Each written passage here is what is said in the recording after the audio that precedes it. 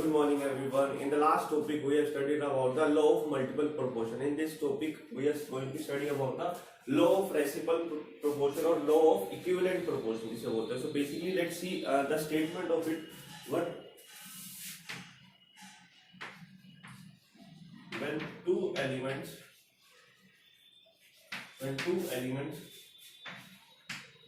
combine separately ना अलग अलग कंबाइन करेंगे किसके साथ with the third element having fixed मास इसकी थर्ड एलिमेंट का मास जो है वो फिक्स रहने वाला है. जिस हिसाब से मल्टीपल प्रोपोर्शन में था एक चीज, यहाँ पे भी फिक्स मास है एक एलिमेंट का. Having fixed mass then the ratio in which they combined separately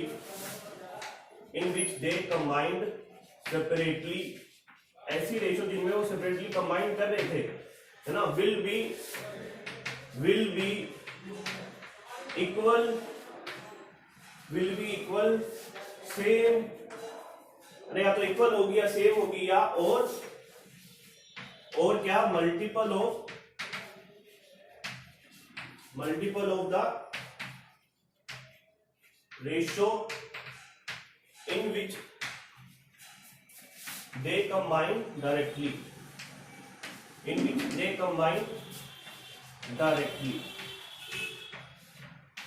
तो बेसिकली कहने की बात क्या है, अगर मैं दो यहाँ पे तीन टाइप के एलिमेंट्स की बात करेंगे, तीन डिफरेंट एलिमेंट लिए मैंने ए बी और सी, सपोज ए बी और सी तीन की बात कर रहा हूँ, ए बी एंड सी तीन एलिमेंट्स की बात करो. तो बेसिकली मैंने क्या बोला कि जब दो एलिमेंट कोई भी दो एलिमेंट उठा लिए मैंने, आप मान लो ए और सी की बात करो. सबसे पहले ए और सी मैंने उठाया क्या, combine separately with the third element having fixed मास, है ना. जिसका थर्ड एलिमेंट ले जो जिसका फिक्स मास, मान लो ये बी का मैंने मास जो है वो फिक्स कर दिया, बी का मास जो है मैंने फिक्स रख दिया, it is having the fixed mass,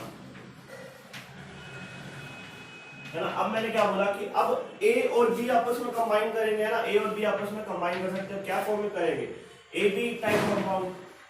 और जब बी सी आपस में कंबाइन करेंगे तो क्या फॉर्म करने वाले, बी सी टाइप कंपाउंड, है ना. और अब मैंने क्या बोला कि देन जब ऐसे कॉम्बिनेशन होने वाला है तब ratio in which they combine separately, है ना. मतलब इसका फिक्स मास तो रख लिया हमने, अब ए और बी के साथ मिलकर ए बी बना रहा है और यहाँ पे बी सी बना रहा है, तो कॉमन क्या है दोनों के बीच में, कॉमन तो बी है ना. तो अब उसको छोड़ के इन दोनों की रेशियो जिसके साथ वो बी के साथ कंबाइन कर रहे हैं ना, इन दोनों की रेशियो लेनी है जिस रेशियो में वो बी के साथ कंबाइन कर रहे हैं. कैसे, अब यहाँ पे ए और सी कौन सा कंपाउंड बनाएंगे, मतलब ए और सी मिलकर आपस में ए सी बनाएंगे. अब यहाँ पे जो रेशियो होने वाली है ए रेशियो सी, वो मान लो मैंने मान ली एक्स रेशियो वाई. एक बार जो सपोज कर ली कि मैंने ए और सी की जो रेशियो है वो होने वाली है एक्स रेशियो वाई, ठीक है. अब मैं अगर बात करूं कि अभी तो ये ठीक था कि जब आपस में कंबाइन कर रहे हैं, बट अगर जब सेपरेटली कंबाइन करेंगे कि ए और सी अकेला कंबाइन कर रहा है, बस बी कोई बीच वाला कोई रोल नहीं है, मिडिल वन का कोई रोल नहीं है इसमें, तब क्या होगा, सिंपली तब जो रेशियो आएगी, मान लो तब रेशियो मैंने मान ली ए डॉट सी रेशियो मान ली, मान लो small a dot c ratio मान ली. तो मैं ये बोल रहा हूँ कि ये जब रेशियो कंबाइन, जब वो बी के साथ कंबाइन थे तब जो रेशियो आएगी इनकी, है ना, जो बी के साथ कंबाइन कर रहे थे तब जो रेशियो आएगी ए और सी के निकल के वो एक्स रेशियो वाई आई. और जब सेपरेटली कंबाइन करेंगे, डायरेक्टली जब कंबाइन करेंगे तो क्या आएगा, डायरेक्टली कंबाइन करने पे ए डॉट सी रेशियो है. तो अब जो चीज है ये लोग क्या बोल रहे हैं कि जो एक्स रेशियो वाई है और ए रेशियो सी है, या तो वो आपस में इक्वल होने वाले हैं, नहीं तो क्या होगा, एक्स डॉट वाई जो है वो मल्टीपल होने वाला है किसी भी, मतलब सिंपल मल्टीपल होगा. एन की वैल्यू यहाँ पे क्या हो सकती है, आइदर 1 2 3 4 5 इस तरह से कुछ, मतलब इंटीजर्स टाइप हो गए, यूनी की रेशनल नंबर्स में नहीं आने वाले, मतलब पी बाई क्यू की फॉर्म में नहीं मिलने वाला, आपको डेसिमल्स में नहीं मिलेंगे, या सिंपली इंटीजर या होल नंबर रेशियो की फॉर्म में मिलने वाले. सो बेसिकली ये लो है law of rational proportion. So basically अब इसको एग्जांपल के थ्रू समझते तो ज्यादा क्लैरिटी आएगी. So let's see.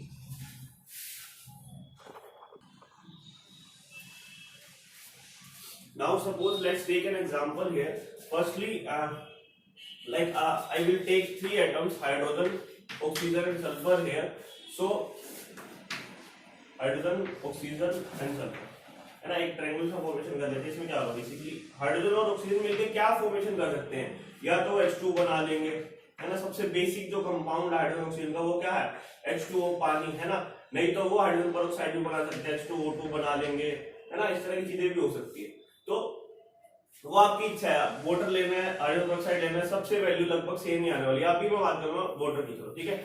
अब हाइड्रोजन और सल्फाइड मिलके क्या बना सकते हैं, और सल्फर और ऑक्सीजन मिलके क्या बना सकते हैं, इसलिए हाइड्रोजन और सल्फर मिलके या तो H2S बना लेंगे, है ना, हाइड्रोजन सल्फाइड, यहाँ पे क्या था, है ना, पानी बना लिया या H2S बना लिया। सो बेसिकली अब क्या है, अब मेरे को क्या बोल रहा है, लो क्या बोल रहा है कि बेसिकली जब दो, अब यहाँ पे इन दोनों में से 3 एलिमेंट ले लिए मैंने, है ना, इन दोनों में से जो है यहाँ पे कॉमन कौन सा हो सकता है, यहाँ पे ओवर एस तो अलग अलग है, तो कॉमन वाला फिक्स जिसका करना है वो किसका हो सकता है, हाइड्रोजन का हो सकता है ना, क्योंकि यहाँ हाइड्रोजन का मास कितना है, H2 का मास कितना होने वाला है यहाँ पे 2 ग्राम, है कि नहीं। एक एटम का मास हाइड्रोजन का कितना होता है 1 ग्राम, तो 2 एटम्स का मास कितना होगा, बेसिकली 2 ग्राम। सो यहाँ पे 2 ग्राम होगा, यहाँ पे H2 का मास कितना होने वाला है 2 ग्राम। तो मतलब जो फिक्स चीज हमें चाहिए थी वो तो यहाँ पे मिल चुकी है, एक फिक्स एटम की बात करो वो हाइड्रोजन मिल चुका है। तो बाकी 2 बचे एटम्स एस और ओ, उनकी रेशियो की बात करने वाले हम यहाँ पे। कैसे, अगर बात करो कि यहाँ पे क्या, और एस और ओ बना क्या सकता है, या तो SO2 बना लेगा, है ना, या SO3 गैस भी बना सकता है ना, दोनों टाइप की चीजें पॉसिबल है। तो फर्स्ट केस पहले हम उठाते हैं SO2 का, है ना, SO2 की देखेंगे रेशियो क्या होती है। उससे पहले क्या बोला कि जब ऑक्सीजन और सल्फर 2 एटम्स की बात करनी है हमें यहाँ पे। अब ऑक्सीजन और सल्फर जब इनडायरेक्टली कंबाइन होंगे, मतलब थर्ड एलिमेंट के साथ कंबाइन हो रहे हैं, जिसकी फिक्स मास है, जिसका वो क्या है, हाइड्रोजन एटम है, तो थर्ड एटम के साथ कंबाइन जब हो रहे हैं तब उसकी रेशियो देखेंगे हम क्या आ रही है। देखते हैं कि यहाँ हाइड्रोजन का मास तो फिक्स कर दिया हमको, मतलब यहाँ पे ऑक्सीजन कितने एटम है, 1 एटम है, तो एक ऑक्सीजन का मास कितना होता है 16 ग्राम, ठीक है जी, ये ले लिया। अब इसकी बात करूँ सल्फर की, सल्फर में कितना मास होगा एक एटम का 32 ग्राम, सल्फर में एक एटम का मास कितना है 32 ग्राम। सो यहाँ पे 16 आ रहा है, यहाँ पे 32 ग्राम आ रहा है। अब इन दोनों की रेशियो तो लेनी है सिंपली, है ना।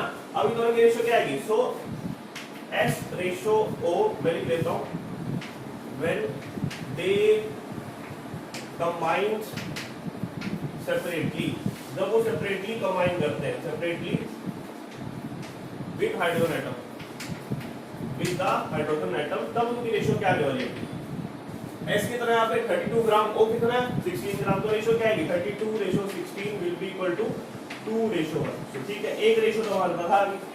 बट अभी मैं बात कर रहा हूँ कि इस रेशियो और दूसरी रेशियो को हमने आपस में लिंक करना है। कौन सी दूसरी रेशियो है, दूसरी रेशियो तब निकालनी है जब ये आपस में डायरेक्टली कंबाइन कर रहे हो। डायरेक्टली कंबाइन करके फर्स्ट केस में ले लिया कि SO2 फॉर्मेशन करेगा। SO2 फॉर्मेशन के टाइम पे क्या हो सकता है, बेसिकली इसकी रेशियो देखते क्या आएगी।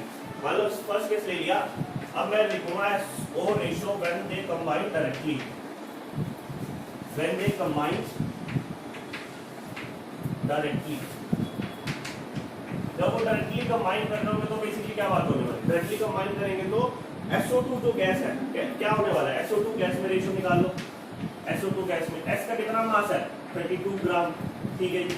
O का कितना मास है, एक ऑक्सीजन एटम में कितना मास है 16 ग्राम, तो 2 एटम है यहाँ पे, तो 16 multiply two will be equal to 32 gram. तो रेशियो क्या आ गया यहाँ पे 1 रेशियो, है ना। अब मुझे दोनों टाइप की रेशियो मिल चुकी है, जब SO डायरेक्टली कंबाइन कर रहा था और जब SO सेपरेटली कंबाइन कर रहा है। तो अब बेसिक इन दोनों में देखने की यार सेम है, सेम तो नहीं है, आप देख सकते हो कि 2:1 है, यहाँ पे 1:1 है। तो इनकी रेशियो अगर करना चाहो तो क्या होगा, एक है 2/1, दूसरा क्या है 1/1 की रेशियो में। तो सिंपल रेशियो क्या बन जाएगी अल्टीमेटली 1 तो 1 नीचे कैंसिल आउट होता है, क्या बता 2:1, है ना। सिंपली क्या है, ये होल नंबर रेशियो है। तो यही प्रूफ करना था हमें कि जब 2 एटम्स सेपरेटली कंबाइन करने वाले थर्ड एटम है जिसका मास फिक्स रखा है हमने, ना फिक्स मास मौजूद यहाँ पे, बिना फिक्सिंग ऑफ मास के कुछ नहीं होने वाला, है ना।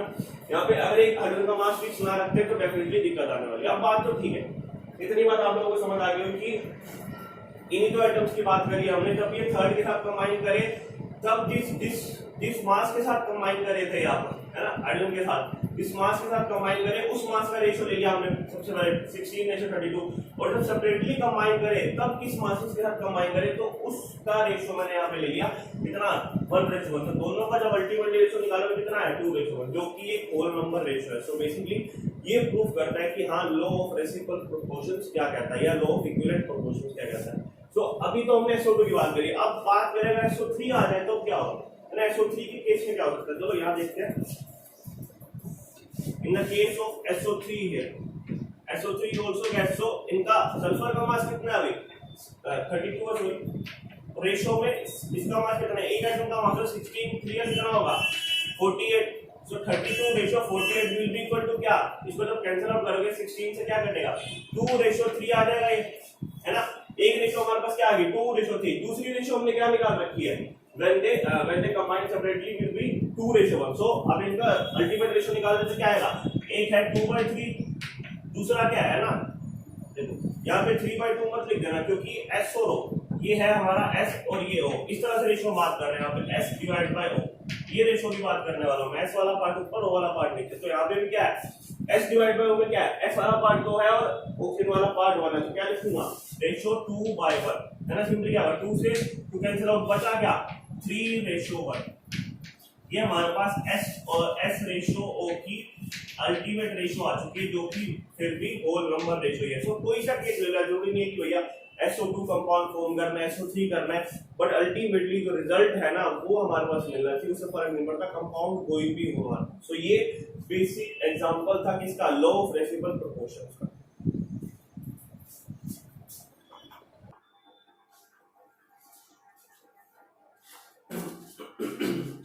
So now talks we will talk about this numerical, इसमें क्या दे रखा है बेसिकली कि H2S contain 94.11% of sulfur, है ना। सबसे पहले क्या बोल रखा है, फर्स्ट कंपाउंड की बात करें, क्या बोल रखा है H2S, H2S में दे रखा है सल्फर कितना 94.11% तो सल्फर दे रखा है। अब आप लोगों को एक बात याद होगी कि कल हमने लॉ ऑफ मल्टीपल प्रोपोर्शन करा था, तो उसमें बेसिकली न्यूमेरिकल था इसी टाइप का, उसमें हमने क्या कहते हैं जब परसेंटेज गिवन हो तो क्या मतलब होता है उसका कि उतना ग्राम किसमें 100 ग्राम ऑफ टोटल कंपाउंड की बात कर रहे थे हम, है ना, कि 94.11% का मतलब क्या है 94.11 ग्राम ऑफ सल्फर है किसमें, इन 100 ग्राम ऑफ H2S, पूरा H2S कंपाउंड है तो उसमें 100 ग्राम में 94.11 ग्राम किसका है, सल्फर का। तो पता होगा किसका होगा, ऑब्वियसली फिर हाइड्रोजन का होने वाला है। सो बेसिकली हाइड्रोजन का मास कैसे निकालेंगे, hydrogen will be equal to 100 minus 94.11, तो यहाँ पे क्या आ सकता है बेसिकली 100 माइनस 94.11 करेंगे तो क्या आएगा यहाँ पे अप्रोक्सीमेटली आंसर आएगा 5.89 ग्राम ऑफ हाइड्रोजन इसमें प्रेजेंट है, किसमें हाइड्रोजन सल्फाइड, है ना बेसिकली। अब मैं अगर बात करूँ सेकंड कंपाउंड दे रखा है हमारा वाटर, तो वाटर में कितना है H2O में क्या क्या गिवन है हमें डाटा कि 11.11% ऑफ हाइड्रोजन यहाँ पे गिवन, कितना 11% ऑफ हाइड्रोजन गिवन है आपकी बात है। यहाँ पे ऑक्सीजन का मास हम निकाल सकते हैं कैसे, सिंपली इसका मतलब क्या है 11.1% हाइड्रोजन, मतलब कि 11.11 ग्राम ऑफ हाइड्रोजन प्रेजेंट होगा 100 ग्राम ऑफ वाटर में, है ना। 11.11 gram of hydrogen is present in 100 gram of H2O। तो बेसिकली तो बचा हुआ पार्ट किसका होने वाला ऑक्सीजन, तो क्या करेंगे ऑक्सीजन का कैसे निकालेंगे 100 माइनस 11.11 तो कितना आ जाएगा 98.89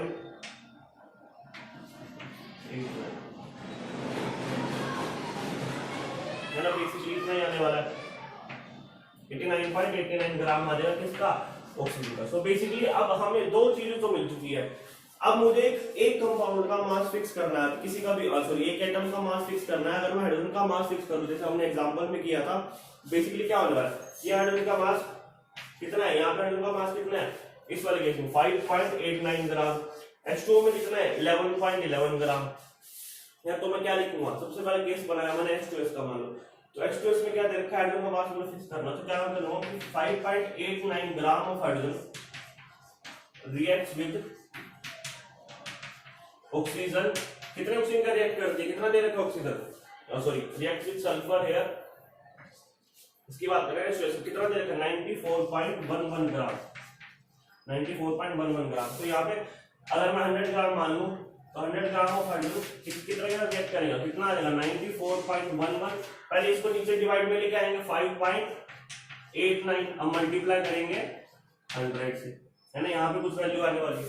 अब सेम सिनेरियो होगा H2O के केस में, H2O के केस में क्या होने वाला है कि यहाँ पे कितना है 11.11 दे रखा है हाइड्रोजन, यहाँ पे कितना दे रखा है 11.11 gram of hydrogen reacts with oxygen. कितने ऑक्सीजन का रिएक्ट करेगा, रिएक्ट्स यहाँ पे लिखा हुआ रिएक्ट्स विद ऑक्सीजन है ना, मैं डायरेक्टली कितना लिखा हुआ है 89.89 ग्राम है ना, 89.89। सो 100 ग्राम किसके इक्वल होने वाला है, 100 ग्राम रिएक्ट करेगा 89.89 डिवाइड बाय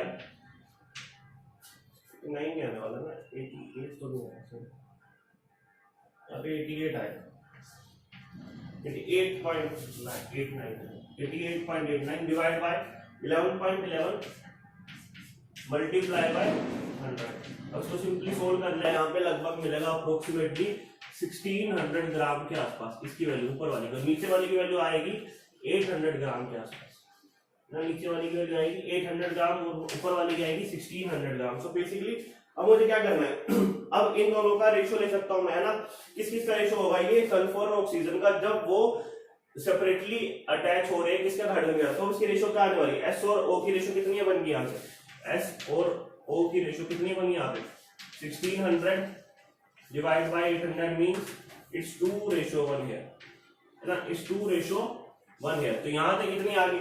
अब बट मुझे तब भी रेशियो निकालनी, तब भी सेपरेटली कंबाइन कर रहा हूँ, SO2 की फॉर्म में कंबाइन करूँ। तो बस सबसे पहले उसके लिए मुझे क्या करना पड़ेगा, सबसे पहले मुझे SO2 यहाँ मैं थोड़ा सा कर रहा हूँ कि SO2 का हमें 50% दे रखा है, हमें 50% ऑक्सीजन दे रखा है। तो क्या करूंगा ना, SO2 में ऑक्सीजन दे रखा है, कितना ऑक्सीजन है 50%, मतलब 50 ग्राम इन 100 ग्राम ऑफ SO2 है ना। तो सल्फर का कितना निकालूंगा यहाँ पे, सल्फर का कितना है 50 ग्राम किसका है ऑक्सीजन का, सल्फर का कितना बनेगा, तो सल्फर कितना आ गया 100 minus 50 will be equal to 50 gram है ना, तो ये आ गया। अब मुझे क्या करना है, अब दोनों का मास मुझे मिल जाएगा, 50 ग्राम भी ऑक्सीजन है 50 ग्राम ही सल्फर, तो इन दोनों की रेशियो क्या आने वाली है, एस रेशियो वो निकालूंगा तो कितना बनेगा 50 divide by 50 will be equal to 1 ratio है ना, एक रेशियो मेरे पास ये आ गई। जब वो डायरेक्टली कंबाइन करके SO2 फॉर्म कर रहे थे कितनी 1:1 और यहाँ पे कितनी आई 2:1। सो बेसिकली क्या बोल सकता हूँ कि दोनों की जब रेशियो निकालूंगा तो कितनी आएगी अल्टीमेटली 2:1 ही तो बनेगी है ना। जब अल्टीमेटली रेशियो निकालूंगा तो क्या बनेगा S ratio O will be equal to 1/1 ratio 2/1। तो क्या बनेगा अल्टीमेट, सॉरी